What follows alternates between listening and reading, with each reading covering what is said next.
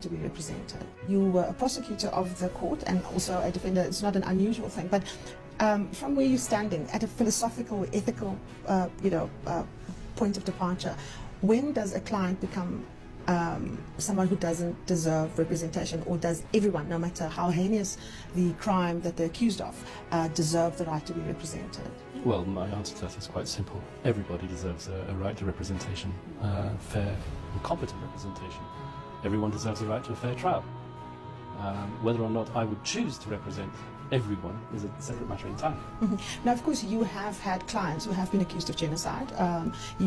Particularly in the Bosnian conflict, you are Jewish. You live in the state of Israel. And given the history of the Jewish people, how comfortable are you with representing people who are accused of genocide? Well, being Jewish, you know that our religion is governed by the law which was given on Mount Sinai to Moses. So the law is a fundamental part of my religion. As I said, I believe everybody has the right to representation. Even Nazis? Even Nazis, yes. But then, as I stressed earlier, would I represent a Nazi? Well, the answer is no. There would be a conflict of interest involved in that. I would feel it difficult to represent, for myself personally, to represent a Nazi. Philosophically, where you come from, how often, when you get a client off, do you believe justice has been served, or have you served the interests of your client? Well, I don't like to talk about clients getting off. I like to think that justice has been done, and that if a client has been acquitted, then it's either because he did not do the crime, for which he fully deserves to be acquitted, or because the prosecution's evidence does not substantiate the charges against him beyond a reasonable doubt. And let's don't underestimate the importance of what I've just said, because yes, maybe he is guilty at the end of the day, but then it's far better that somebody who is guilty is acquitted because the prosecution's case is not built as it should have been built, than convicting him on the basis of faulty evidence. Because if you sanction that type of prosecution, then you're basically saying, well, let's convict everybody on the basis of insufficient evidence.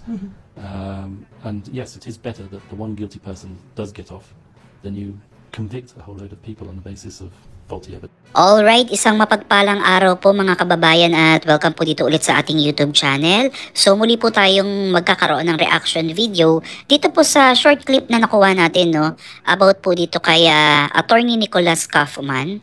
Yan ang napiling lead counsel ni Vice President Sara Duterte para depensahan po si dating Pangulong Rodrigo Duterte sa di umano crimes against humanity na ikinasa sa kanya. Under na po yan sa International Criminal Court, or mas kilalang ICC. So, konting background lang tungkol dito kay Attorney Nicholas Kaufman. Siya po ay isang British-Israeli na abogado na may malawak na karanasan pagdating po sa international law. Okay, siya po ay nagtapos ng abogasya sa University of Cambridge noong 1989 at naging bahagi nga ng British Bar. Bukod dito, naging defense lawyer din siya ng mga high profile na kaso tulad ng kay Aisha Gaddafi na anak ng dating Libyan leader na si Muammar Gaddafi. Okay, sa kabilang banda naman mga kababayan, alamin naman po natin yung sitwasyon po ni dating Pangulong Duterte sa ICC, at makakasama po natin ngayon si Attorney Harry Roque at si Attorney Salvador Medeldea na magbibigay po ng ilang updates para po sa latest updates para po kay dating Pangulong Duterte. Isang abogado. Ito po ang latest update natin sa The Hague, no? Lilinawin ko lang po yung mga lumalabas na report. Hindi po magiging abogado ng presidente si VP Sara dahil sa saligang batas natin ay mayroong pagbabawal sa pag-practice ng propesyon. So ang kanyang karapatan po bumisita ay birang anak, no? So ulitin ko po, hindi siya papasok bilang isang abogado. Pero kanina po, alas 9 hanggang alas 10 sa imedya, ay nakapasok po at nakabisita si Executive Secretary Medeldea, former Executive Secretary Medeldea, at importante po na malaman ninyo kung anong lagay ng ating presidente. So ES, kamusta po ang ating presidente? Magandang hapon po sa inyong lahat. Okay naman siya. He's in very high spirits. Ano lang siya, naiisip niya mga sumusuporta sa kanya. Nagpapasalamat siya sa inyong lahat. Ituloy niyo lang ang dasal. Isa sa medyo namimiss niya yung kanyang usual na kinakain, yung tuyo, yung munggo, at higit sa lahat yung piniritong saging. Yun ang nawawala sa kanya. Other than that, he's okay. Pagdasal, keep on praying for him. Maraming salamat po. Ganong katagal po yung bisita ninyo? Siguro effectively mga 1 oras lang. Kasi maraming protocol ho pagpasok, pero sumusunod tayo sa proseso nila. Oh, ano naman po itsura ni Presidente Maganda Duterte? naman ang itsura niya. Medyo nakahabol na ng konting tulog. Yun, okay naman. Meron ba ho siyang mensahe para sa mga nagmamahal sa kanya dito sa buong mundo? Tinanong ko siya niyan. Sabi niya, mahal na mahal ko kayong lahat. At maraming salamat sa lahat ng suporta na binibigay ninyo sa akin at sa aking pamilya. Okay. So, maraming salamat ES. Si ES po ay nagmamadali. Nasa baba ng kanyang sundo. We will give you the latest update pag meron naman po. Maraming salamat po.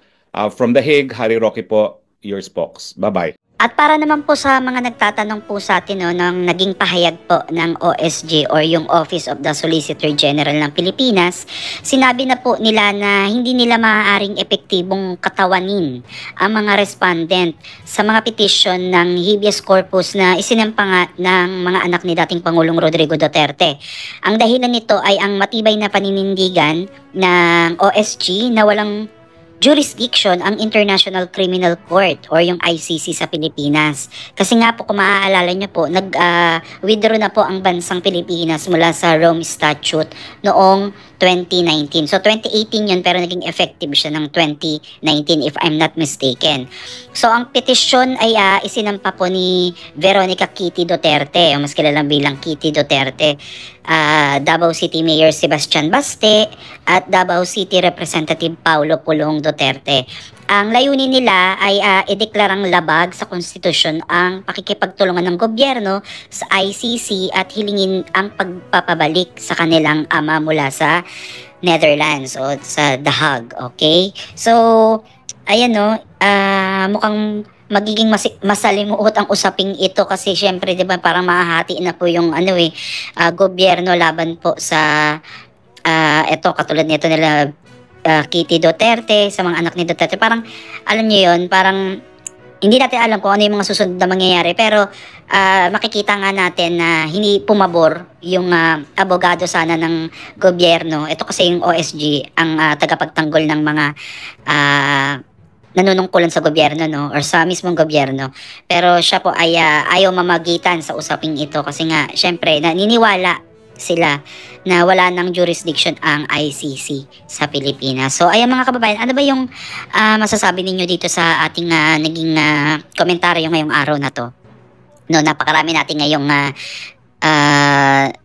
napag-usapan naging topic. Okay, pero panoorin nyo pa yan sa ibang mga araw para lubos tayong updated, At credit to the owners sa mga may-ari pa ng videos na nakuha natin, Salamat sa inyo kasi through you, pwede nating maano yung information, mas maging malawak pa po yung makaalam ng mga nangyayari po, yung mga napapanahong issue sa ating bansa. So, comment down below mga kababayan kung ano yung opinion nyo tungkol dito sa naging decision po ng Solicitor General ng Pilipinas. Okay, maraming salamat at God bless po sa inyo.